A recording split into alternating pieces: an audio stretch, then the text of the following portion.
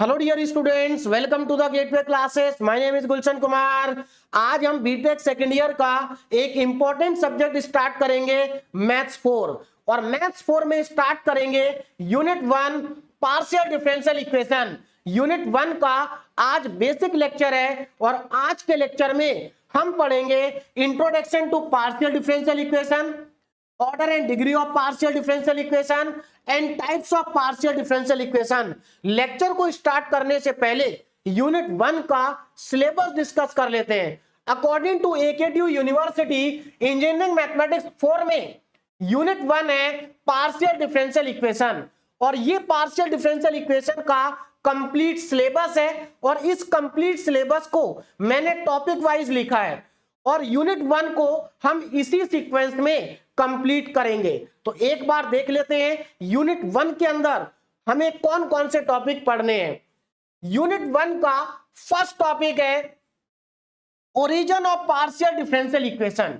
इस टॉपिक के अंदर हम छोटे छोटे टॉपिक पढ़ेंगे, जैसे कि introduction to partial differential equation, order and degree of partial differential equation, types of partial differential equation and formation of partial differential equation. University exam में इस टॉपिक से एक 2 मार्क्स का क्वेश्चन आता है, तो यूनिवर्सिटी एग्जाम के लिए यह टॉपिक ज्यादा इंपॉर्टेंट नहीं है, लेकिन यूनिट 1 को समझने के लिए इंपॉर्टेंट है। यूनिट 1 का सेकंड टॉपिक है linear and non linear partial differential equation of first order. इस टॉपिक के अंदर हम linear and non linear partial differential equation को सॉल्व करेंगे, और सॉल्व करने के लिए हमारे सिलेबस में 2 मेथड है, लैग्रांजे मेथड एंड चारपिट मेथड, और दोनों मेथड इंपॉर्टेंट है। यूनिवर्सिटी एग्जाम में यहां से एक 7 मार्क्स का क्वेश्चन कंफर्म आएगा। अगर आप प्रीवियस ईयर के क्वेश्चन पेपर देखेंगे तो सभी क्वेश्चन पेपर के अंदर यहां से आपको एक 7 मार्क्स का क्वेश्चन मिलेगा। यूनिट 1 का थर्ड टॉपिक है linear partial differential equation of higher order with constant coefficient. इस टॉपिक के अंदर हम 2 टाइप के डिफरेंशियल इक्वेशन सॉल्व करेंगे, homogeneous linear partial differential equation and non homogeneous linear partial differential equation.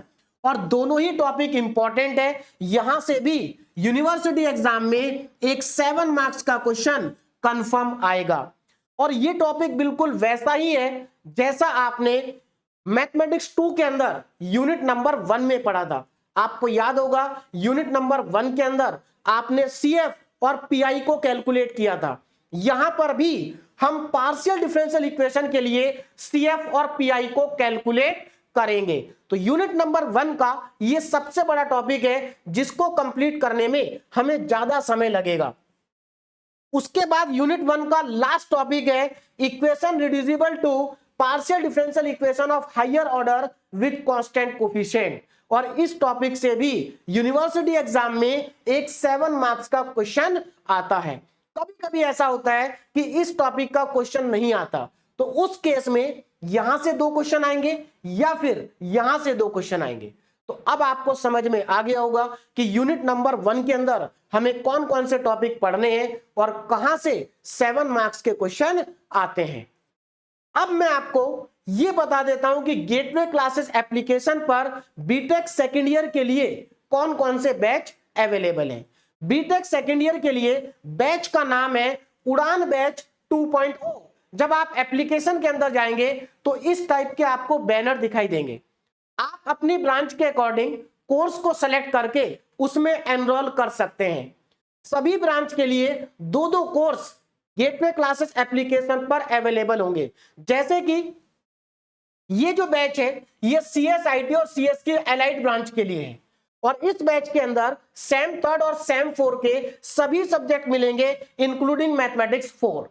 CSIT और CS allied branch के लिए ये दूसरा बैच है। इस बैच के अंदर आपको सेम 3 के 5 सब्जेक्ट मिलेंगे, लेकिन इसमें आपको मैथ्स 4 नहीं मिलेगा। अगर आप इस बैच को लेते हैं तो आपको मैथ्स 4 अलग से लेना होगा। तो इसी तरीके से आपको सभी ब्रांच के लिए 2-2 बैच मिलेंगे। जैसे अगर आपकी ब्रांच इलेक्ट्रिकल और इलेक्ट्रिकल एलाइड है तो ये बैच इलेक्ट्रिकल और इलेक्ट्रिकल एलाइड ब्रांच के लिए है। इसमें आपको सेम थर्ड सेम फोर्थ के सभी सब्जेक्ट मिलेंगे इंक्लूडिंग मैथ 4, है ना। तो बिल्कुल सेम तरीके से इलेक्ट्रिकल और इलेक्ट्रिकल अलाइड ब्रांच का ये दूसरा बैच है। उसके बाद ईसी और ईसी अलाइड ब्रांच के लिए है, ये ईसी और ईसी अलाइड ब्रांच का दूसरा बैच है। मैकेनिकल और मैकेनिकल अलाइड ब्रांच के लिए है, ये मैकेनिकल और मैकेनिकल अलाइड ब्रांच का दूसरा बैच है। और ये सिविल इंजीनियरिंग का बैच है। देखिए सिविल इंजीनियरिंग में थोड़ा सा डिफरेंस है। डिफरेंस क्या है कि सिविल इंजीनियरिंग ब्रांच में मैथमेटिक्स थर्ड चलता है। आप जानते हैं कि सिविल इंजीनियरिंग ब्रांच के स्टूडेंट्स मैथमेटिक्स थर्ड पढ़ते हैं और अदर ब्रांच के स्टूडेंट्स मैथमेटिक्स 4 पढ़ते हैं। तो यहां पर ये जो बैच है इसमें सेम थर्ड और सेम 4 के सारे सब्जेक्ट मिलेंगे इंक्लूडिंग मैथमेटिक्स थर्ड। यहां पर मैथमेटिक्स थर्ड इंक्लूड होगा। क्लियर है।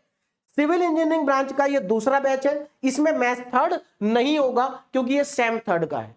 तो दो टाइप के बैच है, एक सेम थर्ड के लिए और एक सेम थर्ड प्लस सेम 4 के लिए।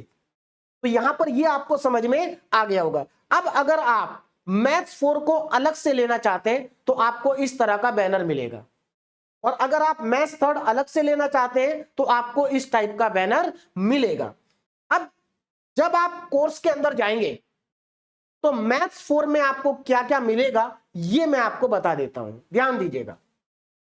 जब आप कोर्स लेने के बाद कोर्स के अंदर जाएंगे और उसमें मैथमेटिक्स 4 के अंदर जाएंगे तो मैथमेटिक्स 4 के अंदर आपको दो बैच मिलेंगे, बैच 2.0 और बैच 1.0। मतलब दो फोल्डर आपको मिलेंगे, एक बैच 2.0 होगा और एक बैच 1.0 होगा। जो बैच 1.0 है इसमें मैथमेटिक्स 4 का ऑलरेडी पूरा सिलेबस कंप्लीट है और लेटेस्ट सिलेबस है।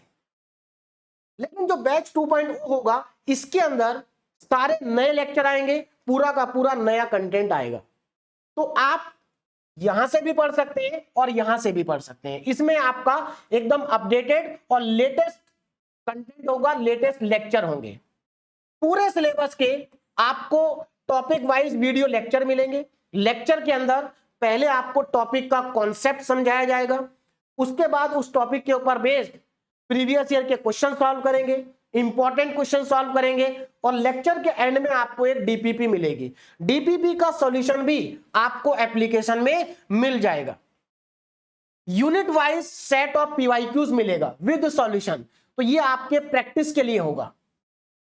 सभी लेक्चर के आपको पीडीएफ नोट्स मिलेंगे और सभी यूनिट के आपको वन शॉट रिवीजन वीडियो मिलेंगे जो आपको एग्जाम टाइम में बहुत ज्यादा हेल्प करेंगे। और ये सब आपको मिलेगा गेटवे क्लासेस एप्लीकेशन पर। गेटवे क्लासेस एप्लीकेशन सभी प्लेटफॉर्म पर अवेलेबल है। अब यहां पर मैंने आपको बैच की कंप्लीट इंफॉर्मेशन दे दी है। अब हम लेक्चर को स्टार्ट करते हैं और हमें यूनिट 1 को स्टार्ट करना है और यूनिट 1 का नाम है पार्शियल डिफरेंशियल इक्वेशन और पहला टॉपिक है introduction to partial differential equation. लेकिन पार्शियल डिफरेंशियल इक्वेशन को स्टार्ट करने से पहले एक बार डिफरेंशियल इक्वेशन की डेफिनेशन को रिवाइज कर लेते हैं। डिफरेंशियल इक्वेशन हम मैथमेटिक्स 2 में भी पढ़ चुके हैं, क्लास 12th में भी पढ़ चुके हैं। तो एक बार रिवाइज कर लेते हैं कि डिफरेंशियल इक्वेशन क्या है। डिफरेंशियल इक्वेशन एक ऐसी इक्वेशन है जिसमें डिपेंडेंट वेरिएबल होगा, इंडिपेंडेंट वेरिएबल होगा and derivative of dependent variable with respect to independent variable होगा। अब इसको मैं आपको एग्जांपल से समझाता हूं। मान लीजिए मैंने यहां पर एक इक्वेशन लिखी y is equal to 2x। तो आप यहां पर देख सकते हैं y की वैल्यू x के ऊपर डिपेंड कर रही है। इसका मतलब y क्या है, डिपेंडेंट वेरिएबल, और x क्या है, इंडिपेंडेंट वेरिएबल। तो इस इक्वेशन के अंदर डिपेंडेंट वेरिएबल भी है और इंडिपेंडेंट वेरिएबल भी है। क्या ये डिफरेंशियल इक्वेशन है? ये डिफरेंशियल इक्वेशन नहीं है। क्यों नहीं है? क्योंकि इस डिफरेंशियल इक्वेशन के अंदर डेरिवेटिव नहीं है, derivative of the dependent variable with respect to independent variable. तो इसलिए ये डिफरेंशियल इक्वेशन नहीं है। अब ध्यान दीजिएगा, देखो ये डिपेंडेंट वेरिएबल है और ये इंडिपेंडेंट वेरिएबल है। तो अगर मैं डिपेंडेंट वेरिएबल को डिफरेंशिएट करूं with respect to independent variable तो मुझे मिलेगा डेरिवेटिव dy बाई dx। तो ये dy बाई dx क्या है, derivative of the dependent variable with respect to independent variable. हमेशा एक बात याद रखना, डिफरेंशिएशन डिपेंडेंट वेरिएबल का होता है और with respect to independent variable होता है। बात समझ में आ गई? तो यहां पर y डिपेंडेंट वेरिएबल है और x इंडिपेंडेंट वेरिएबल है। अब अगर मैं इस इक्वेशन में dy बाई dx लिख दूं, मतलब लेफ्ट में भी लिख सकते हैं राइट में भी, तो अगर मैं यहां पर dy बाई dx को लिख देता हूं तो अब ये डिफरेंशियल इक्वेशन बन गई। अब ये डिफरेंशियल इक्वेशन है। बोलो बात समझ में आ गई? तो डिफरेंशियल इक्वेशन एक ऐसी इक्वेशन होती है जिसमें डेरिवेटिव्स होते हैं, लेकिन डेरिवेटिव दो टाइप के होते हैं। आप मैथमेटिक्स 1 में पढ़ चुके हैं, ऑर्डिनरी डेरिवेटिव होते हैं और पार्शियल डेरिवेटिव होते हैं। जब हम ऑर्डिनरी डिफरेंशिएशन करते हैं तो हमें ऑर्डिनरी डेरिवेटिव्स मिलते हैं, और जब हम पार्शियल डिफरेंशिएशन करते हैं तो हमें पार्शियल डेरिवेटिव मिलते हैं। तो पहले हमें यह समझना पड़ेगा कि ऑर्डिनरी डिफरेंशिएशन कब और कैसे करते हैं, पार्शियल डिफरेंशिएशन कब और कैसे करते हैं। तो चलिए समझ लेते हैं, ध्यान दीजिएगा। इधर देखिए, मैंने दो फंक्शन को लिया है। एक फंक्शन है y equal to f x और दूसरा फंक्शन है z equal to f x comma y. दोनों में डिफरेंस क्या है वो समझ लेते हैं। देखो यहां पर y की वैल्यू x के ऊपर डिपेंड कर रही है, इसका मतलब y जो है वो डिपेंडेंट वेरिएबल है और x जो है वो इंडिपेंडेंट वेरिएबल है। यहां पर z की वैल्यू x और y दोनों के ऊपर डिपेंड कर रही है, इसका मतलब z डिपेंडेंट वेरिएबल है और ये दोनों के दोनों इंडिपेंडेंट वेरिएबल है। तो दोनों फंक्शन में डिफरेंस क्या है? इसमें एक इंडिपेंडेंट वेरिएबल है और इसमें दो इंडिपेंडेंट वेरिएबल है। और मैथमेटिक्स 1 के अंदर हम पढ़ चुके हैं, अगर फंक्शन के अंदर एक इंडिपेंडेंट वेरिएबल है तो उसका ऑर्डिनरी डिफरेंशिएशन होता है, और अगर फंक्शन के अंदर दो इंडिपेंडेंट वेरिएबल हैं तो उसका पार्शियल डिफरेंशिएशन होता है। अब हम एक काम करते हैं, इसका भी और इसका भी डिफरेंशिएशन करते हैं। ध्यान दीजिएगा, डिफरेंशिएशन हमेशा डिपेंडेंट वेरिएबल का होगा with respect to independent variable. तो अगर मैं y का एक बार डिफरेंशिएशन करूं x के रेस्पेक्ट में तो मुझे क्या मिलेगा? dy by dx। तो dy बाई dx का मतलब क्या है कि y का एक बार डिफरेंशिएशन हुआ है। अगर मैं y का दो बार करूंगा तो मुझे मिलेगा d2y बाई dx स्क्वायर। तीन बार करूंगा तो d cube y upon dx cube, और अगर n टाइम्स करूंगा तो d की पावर ny अपॉन dx की पावर n। तो ये कौन सा डिफरेंशिएशन है? ये ऑर्डिनरी डिफरेंशिएशन है। कैसा है? ऑर्डिनरी। और ये जो हमारे पास आए हैं इनको हम कहते हैं डेरिवेटिव्स। क्या कहते हैं? डेरिवेटिव्स। तो ये कौन से डेरिवेटिव्स हैं?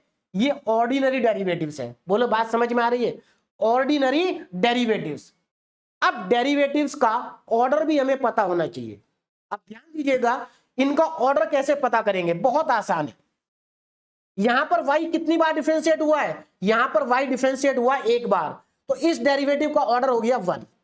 यहां पर y कितनी बार डिफरेंशिएट हुआ है? दो बार हुआ है, तो इसका ऑर्डर हो गया 2। देखो y जितनी बार डिफरेंशिएट होगा उतना ही उसका ऑर्डर होगा डेरिवेटिव का। यहां पर y 3 बार डिफरेंशिएट हुआ है तो इस डेरिवेटिव का ऑर्डर हो गया 3। डेरिवेटिव का ऑर्डर हम देखकर बता सकते हैं, कुछ करना नहीं है। इस डेरिवेटिव का ऑर्डर कितना है? इस डेरिवेटिव का ऑर्डर है n। बोलो बात समझ में आ गई?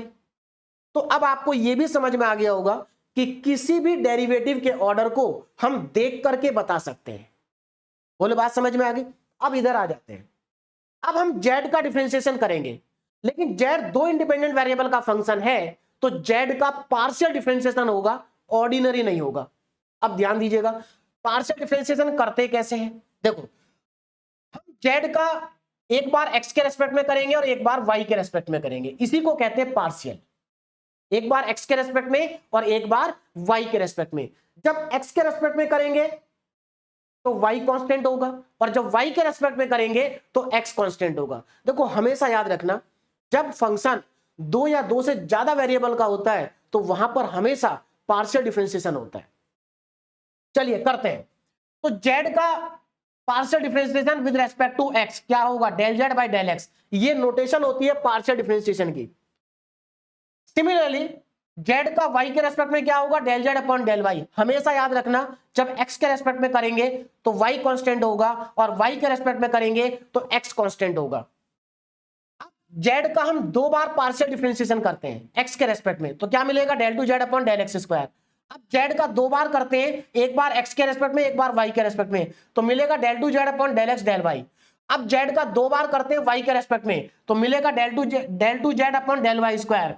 इसी तरीके से हम कहीं तक भी पार्शियल डिफरेंशिएशन कर सकते हैं। तो ये जो हमारे पास हमने जो पार्शियल डिफरेंशिएशन किया है तो अब हमें यहां पर क्या मिला, ये पार्शियल डेरिवेटिव है। कैसे डेरिवेटिव है, पार्शियल। बोलो बात समझ में आ रही है।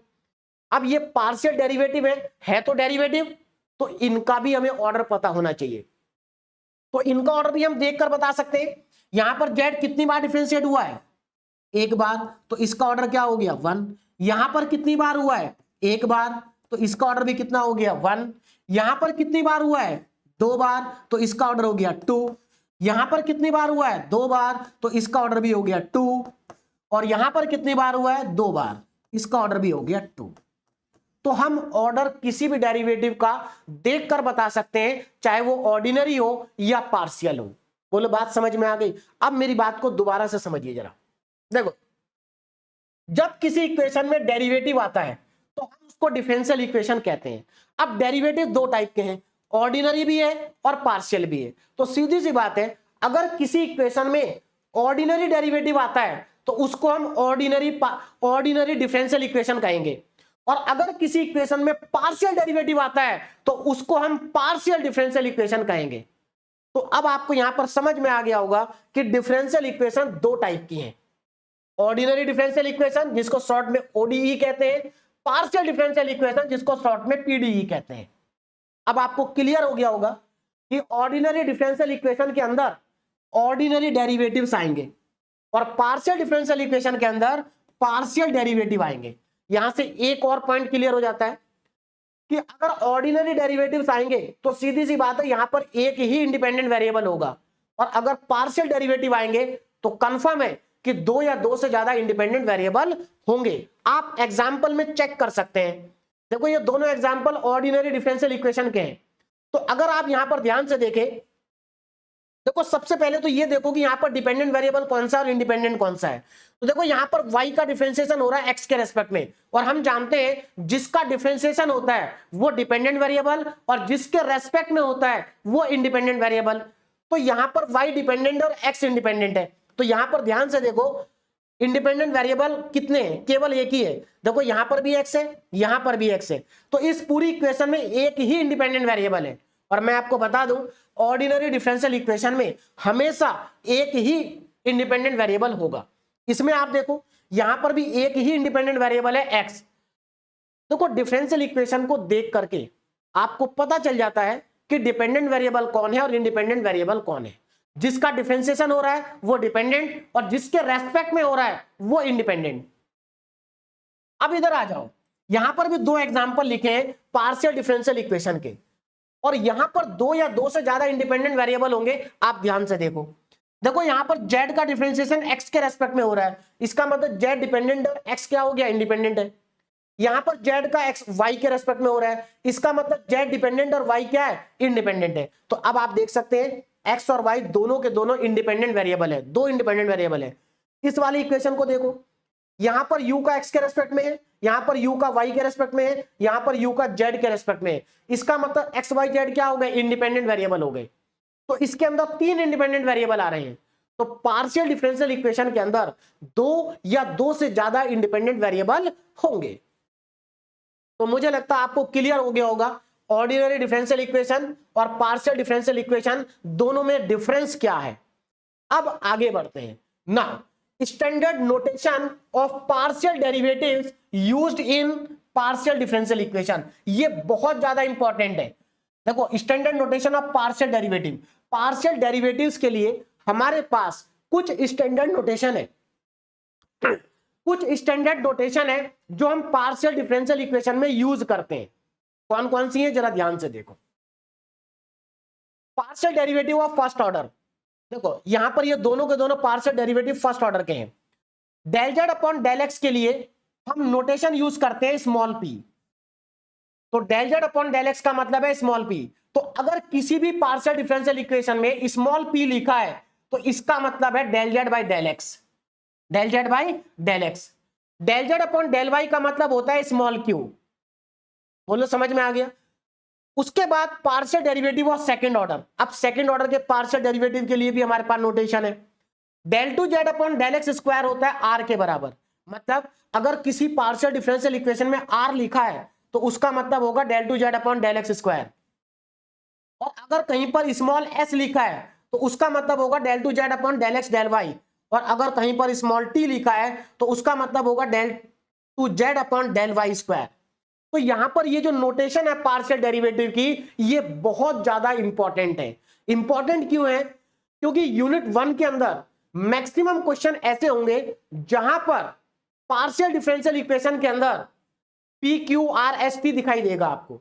तो जब तक आपको यही नहीं पता होगा कि P Q R S T क्या है, आप क्वेश्चन स्टार्ट नहीं कर पाएंगे। और एक और चीज मैं आपको बता दूं, इनका यूज यूनिट नंबर 1 में होगा और 2 में भी होगा। तो ये नोटेशन बहुत इंपॉर्टेंट है, आपके दिमाग में ये सारी नोटेशन एकदम फिट हो जानी चाहिए, उसके बाद ही आप यूनिट नंबर 1 के क्वेश्चन सॉल्व कर पाएंगे। तो मेरे ख्याल से ये नोटेशन आपको याद भी हो गई होंगी और समझ में भी आ गई होंगी। अब आगे चलते हैं। अब हमारे पास टॉपिक आता है order of partial differential equation, मतलब किसी भी पार्शियल डिफरेंशियल इक्वेशन का ऑर्डर कैसे पता करें। तो बहुत आसान है किसी भी पार्शियल डिफरेंशियल इक्वेशन का ऑर्डर पता करना। देखो, आप किसी भी पार्शियल डिफरेंशियल इक्वेशन का ऑर्डर देखकर बता सकते हैं। अभी अभी मैंने आपको बताया था कि किसी भी डेरिवेटिव के ऑर्डर को आप देखकर बता सकते हैं। सिमिलर तरीके से आप किसी भी पार्शियल डिफरेंशियल इक्वेशन के ऑर्डर को देखकर बता सकते हैं। कैसे? आपको क्या करना है, जो पार्शियल डिफरेंशियल इक्वेशन आपको गिवन है उसमें आपको यह देखना है कि हाईएस्ट ऑर्डर का डेरिवेटिव कौन सा है, और हाईएस्ट ऑर्डर का जो डेरिवेटिव होगा उसका जो ऑर्डर होगा वही पार्शियल डिफरेंशियल इक्वेशन का ऑर्डर होगा। एग्जांपल से समझ लेते हैं। यहां पर मैंने कुछ एग्जांपल लिए हैं। सबसे पहले इस वाले एग्जांपल की बात करते हैं। देखो, ये एक डिफरेंशियल इक्वेशन है, पार्शियल डिफरेंशियल इक्वेशन। हमें इसका ऑर्डर पता करना है। तो अब आपको क्या करना है, सबसे पहले ये देखो कि इस पूरी डिफरेंशियल इक्वेशन में हाईएस्ट ऑर्डर का डेरिवेटिव कौन सा है।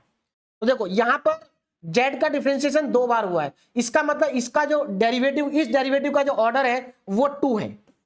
यहां पर z का एक बार पार्शियल डिफरेंशिएशन हुआ है, इसका मतलब इसका ऑर्डर 1 है। तो मुझे एक बात बताओ, इसमें हाईएस्ट ऑर्डर डेरिवेटिव कौन सा है? ये वाला है। तो हमें यही तो देखना है कि हाईएस्ट ऑर्डर का डेरिवेटिव कौन सा है। तो ये हाईएस्ट ऑर्डर का डेरिवेटिव है। अब इस हाईएस्ट ऑर्डर के डेरिवेटिव का ऑर्डर क्या है? 2।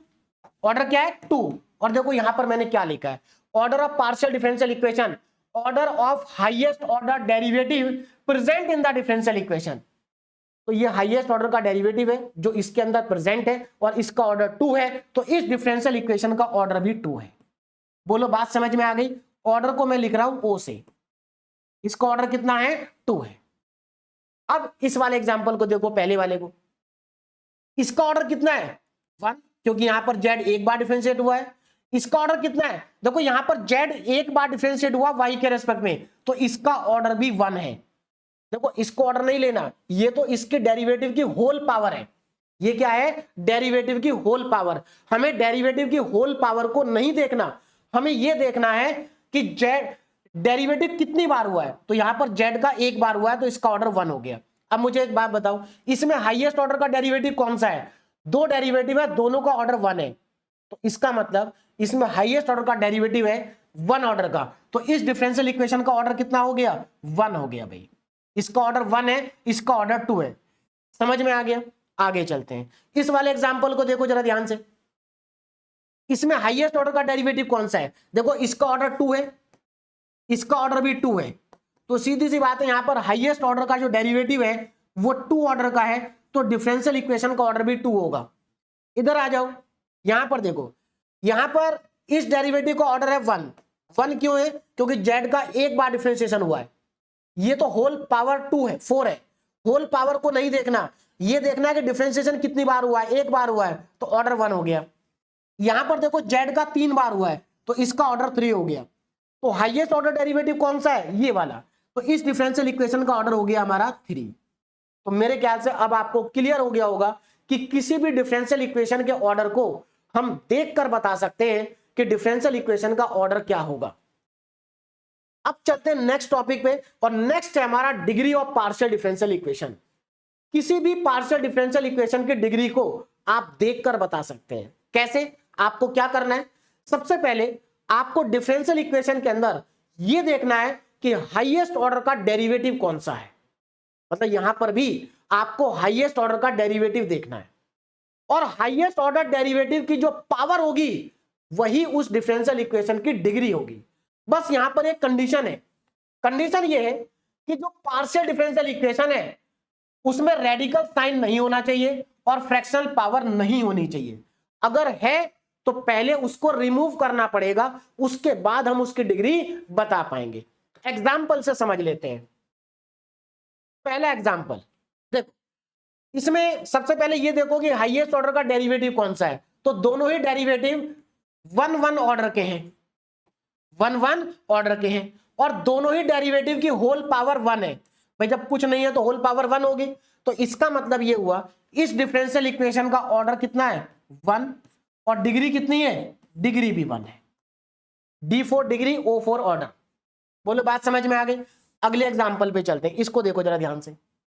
यहां पर देखो del 2 z upon del x square, इसका ऑर्डर कितना है 2, इसका ऑर्डर कितना है 3, क्योंकि यहां पर 3 बार डिफरेंशिएशन हो रहा है, और इसका ऑर्डर कितना है 1।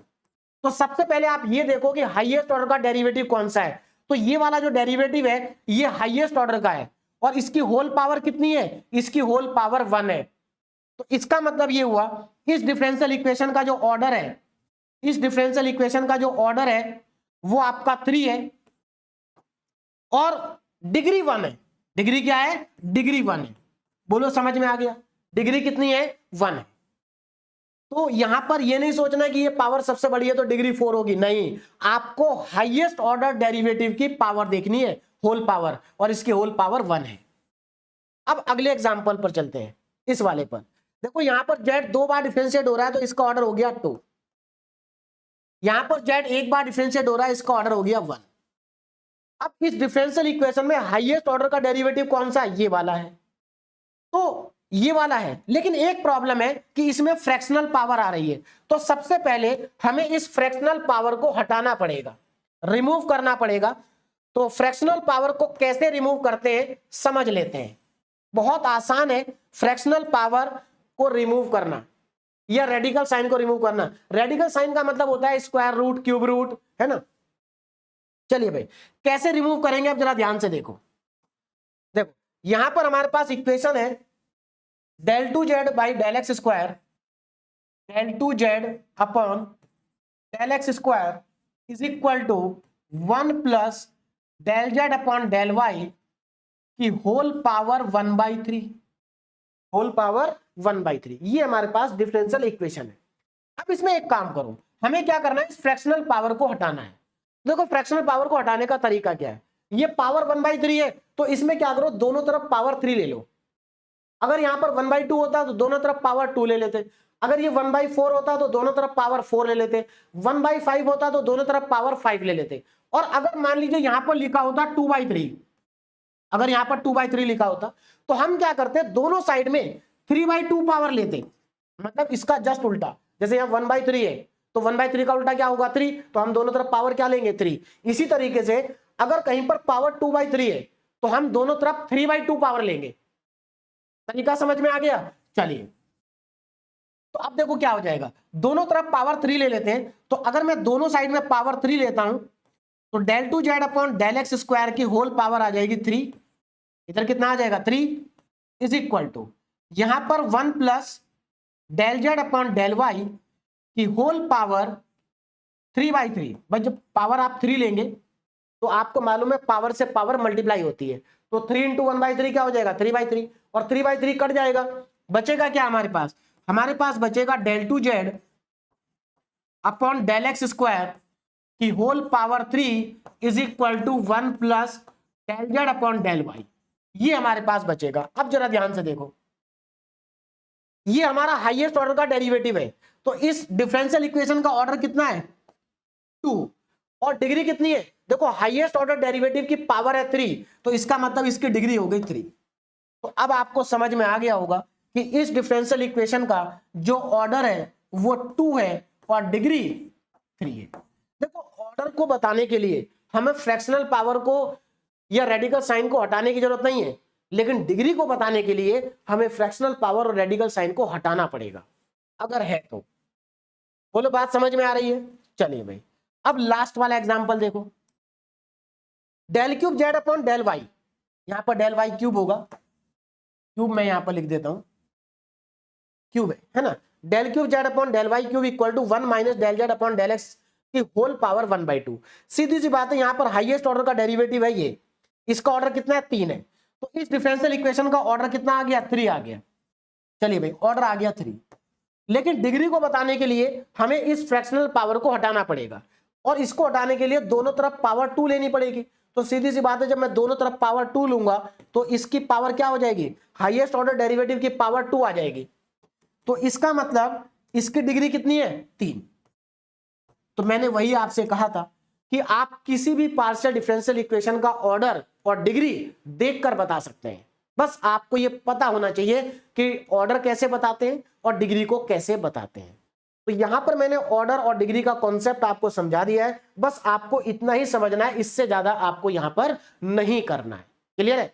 देखिए ऑर्डर एंड डिग्री आपके लिए इंपॉर्टेंट क्यों है, क्योंकि आगे चल करके हम डिफरेंशियल इक्वेशन को सॉल्व करने के अलग अलग मेथड पढ़ेंगे, अलग अलग मेथड पढ़ेंगे। तो मेथड को अप्लाई करने से पहले आपको डिफरेंशियल इक्वेशन को पहचानना पड़ेगा, और पहचानने के लिए आपको यह पता होना चाहिए कि डिफरेंशियल इक्वेशन का ऑर्डर क्या है और डिग्री क्या है, तभी आप उसको पहचान पाएंगे।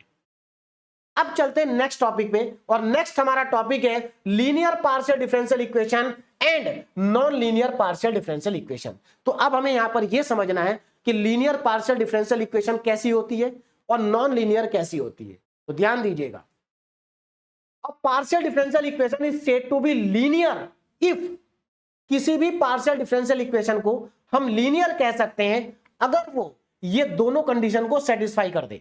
आप दोनों कंडीशन पर जरा ध्यान देंगे।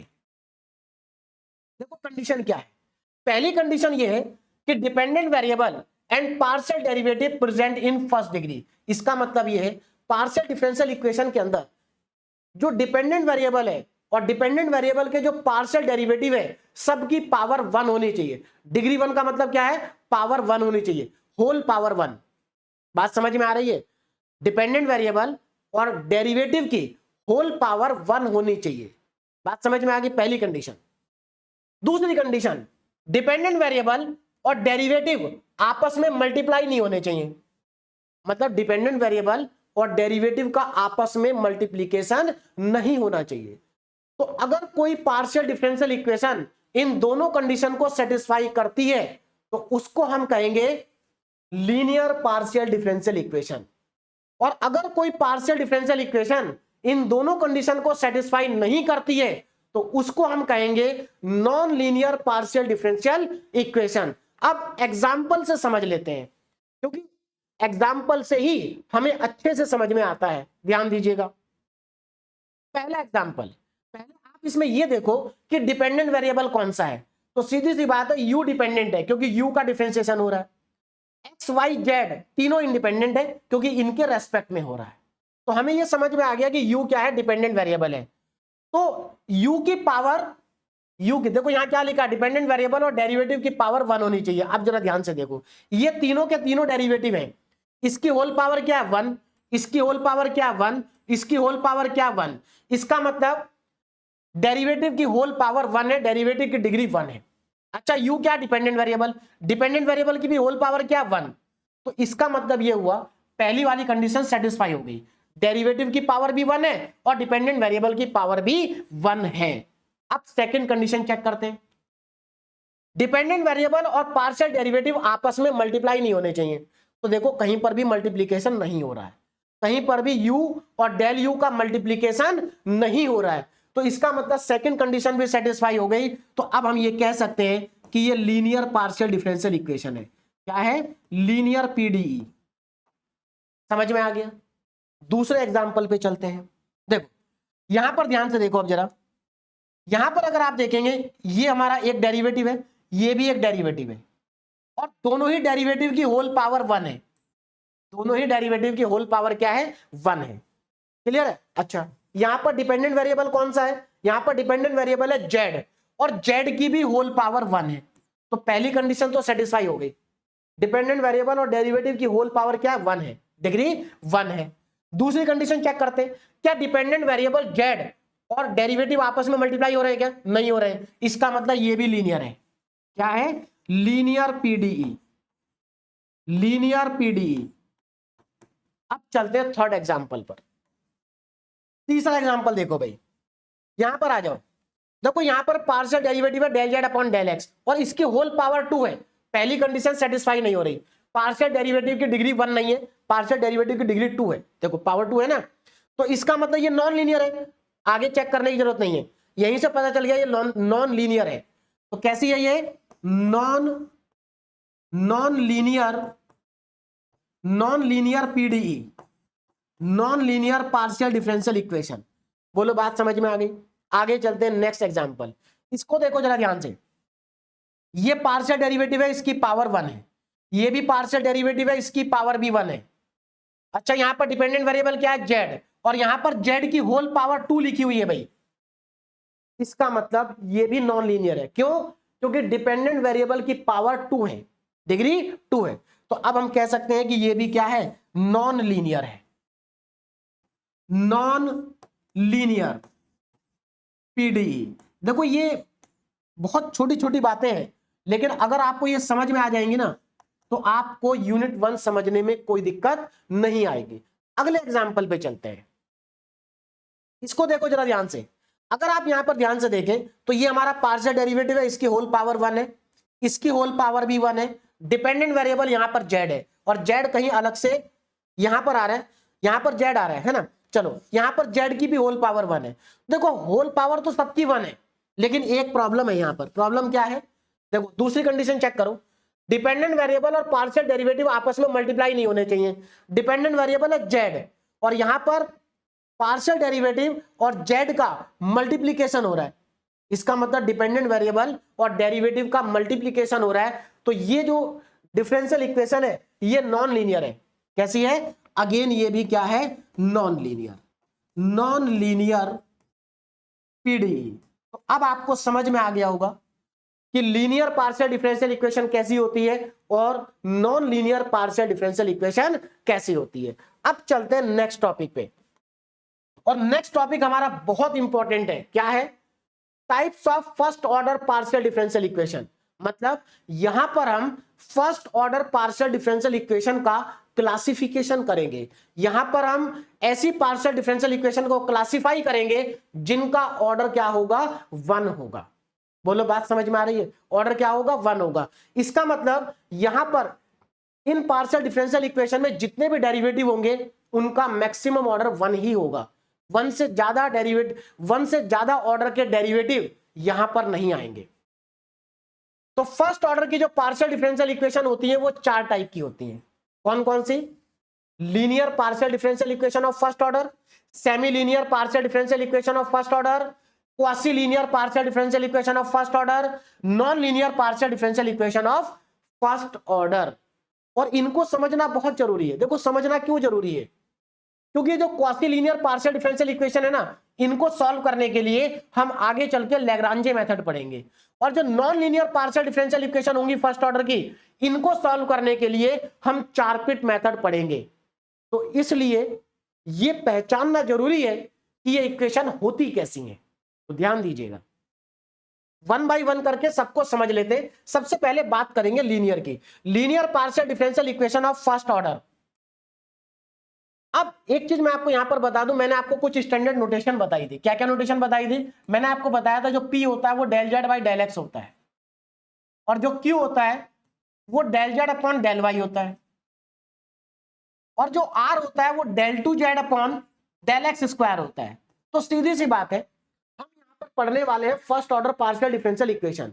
तो first order partial differential equation में केवल यही दोनों आ सकते हैं, आर एस टी कभी नहीं आएंगे, क्योंकि आर एस टी का जो ऑर्डर होता है वो 2 होता है।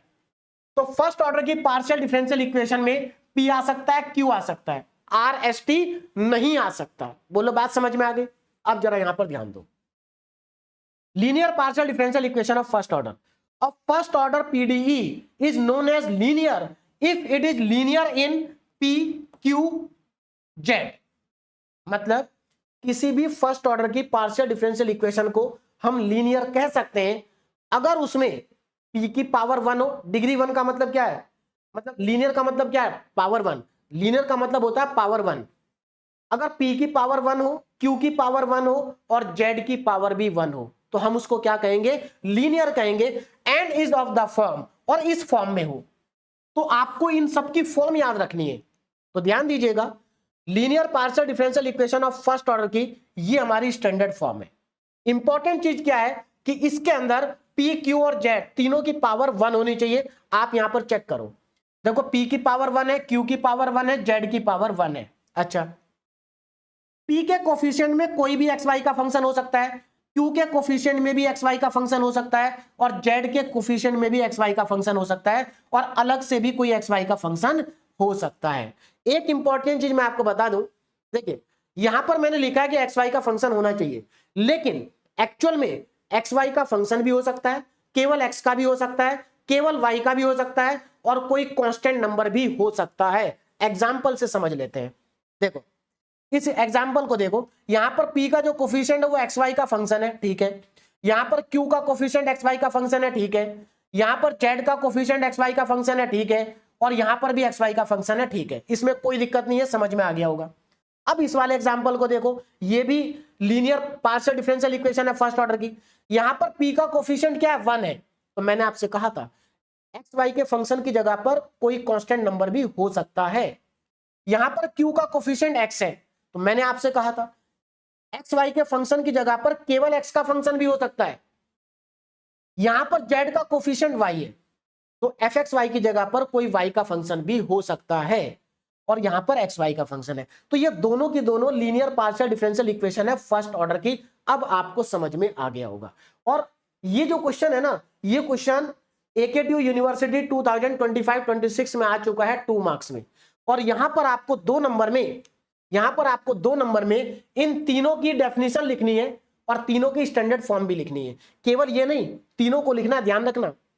चलिए अब आगे चलते हैं। ये तो आपको समझ में आ गया होगा। अब आगे देखो, सेकंड है semi linear partial differential equation of first order. Semi linear, अब देखो सेमी लीनियर में क्या होगा। A first order partial differential equation is known as semi-linear if it is linear in PQ. If it is linear in PQ, मतलब देखो difference क्या है।